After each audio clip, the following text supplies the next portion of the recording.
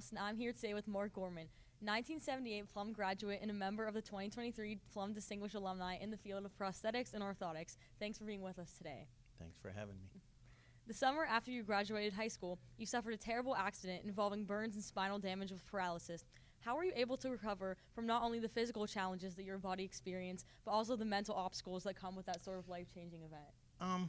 I think really what helped me a lot was when I joined the Steel Wheelers, because you saw the example of other people doing it, and then the old, well, if he can do it or whatever, and then you have a peer group that you could learn from and do things, and that just made a difference to then get you stronger, and then when you get stronger, then you feel better.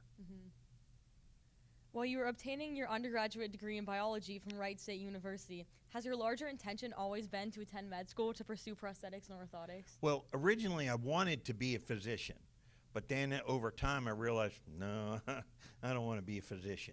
But then I knew of braces and limbs, so then I said, let's switch and head towards that, because what was really funny, even back in like 80 when I was doing this, I'd met some residents in the burn unit, and they were like, you don't want to be a doctor. So way back then, it was even a challenge. So now it's even more of a challenge. But I ended up working just as crazy hours and hard as a physician, but loved it. And so it really was the true path. In 1993, you co-founded the Morgantown Orthotic and Prosthetic Center in West Virginia.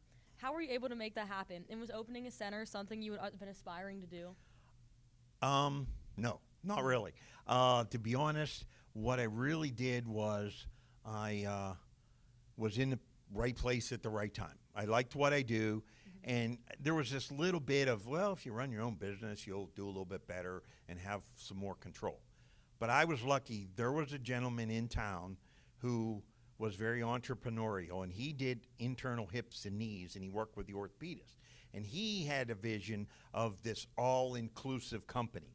And so he did the internal stuff. I could kind of do the external stuff. So this man presented me with an opportunity to start the business. He did all the money, and I was the brains.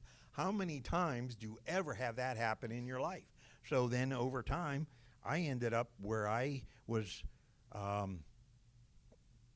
got sweat equity and earned ability in the company, and then he was an entrepreneur and moved on. Guess what? It was my company and my partners and stuff. But it was really a blessing, because I am not the most risk-taking kind of person, but it works. Yeah, that worked out for you. Yep. I know that the Morgantown Orthotic and Prosthetic Center is not the only center you've helped found.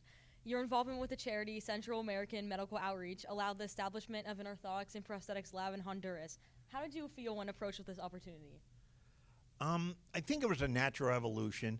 I like to teach, and again, the goal of our organization is a counterpart type system. So what I did was the founder of the group set up where I had a counterpart. Basically, I was to teach them everything I knew, and to be able to basically get rid of myself as a physician.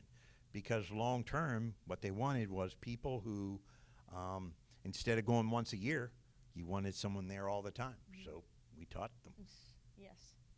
Following the establishment of the center in Honduras, you continued to travel there on a biannual basis to provide education in orthotics and prosthetics. What inspired you to keep returning there?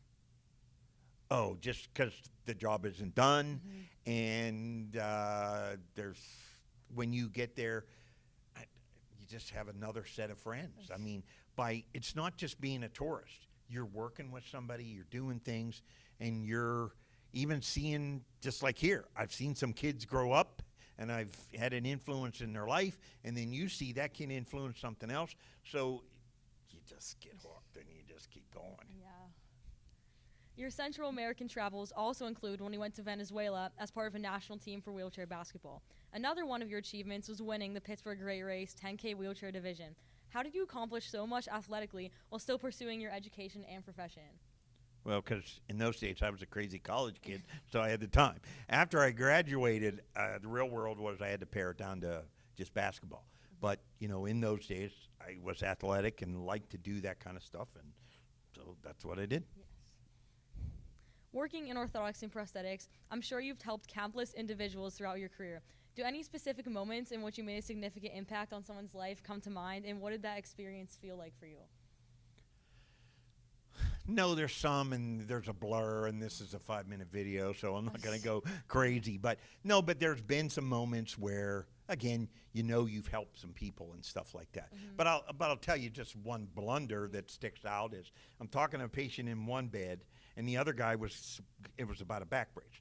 And he asked about the back brace because he was going to get one, and I was going to measure him. Well, I turned around, and I dropped the brace on him while I was talking. So you feel like an idiot, but he understood, again, with my disability and this and that, and it just happened. So, but people understand, and, again, you're just here to help people. Yes. Now, before we conclude, can you offer any advice to people like me who are inspired by your story and want to make a difference in the world? Yeah. When you're plugging away as a student and you're like, why do I need to know this crap? There's a reason. There is give it some faith that your instructors are trying to prepare you, because in the future as a clinician or whatever you do, you're going to be questioned about some things. And that's when you don't just do things by rote. You're going to have to understand processes, and hopefully your education prepared you for that. Yes. Thank you so much for taking time to speak with me today. I'm truly inspired by all you've done to make the world a better place, and in the future I hope to leave my own positive impact on the world too. Thank you, and good luck with that. Thank you.